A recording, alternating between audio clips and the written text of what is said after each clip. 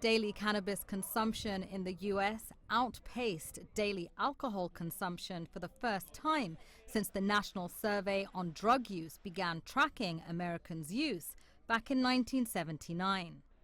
The tipping point came in 2022.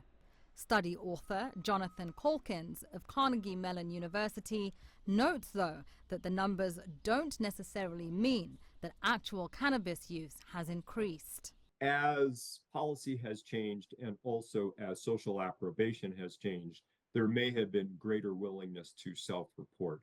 In recent years, liberalization and decriminalization of cannabis has become increasingly common in the US. While cannabis hasn't been legalized at the federal level, 24 states have legalized recreational use, while 14 others and Washington, D.C. allow medical use programs. Calkins says with greater liberalization, cannabis can now be consumed via a range of products. Back in 1992, it was almost exclusively the old-fashioned smoked product. That product is now perhaps 60% of the market, and 40% of the market is everything else. Liquid edibles, solid edibles, vapes, dabs, tinctures, topicals, you name it.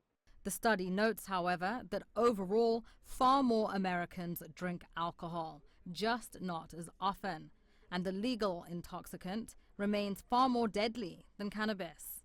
Prolonged, frequent use of alcohol can lead to fatal liver damage, among other issues. Alcohol has amongst its downsides the suppression of the prefrontal cortex, leading to impulsive actions, violence, reckless driving, and so on.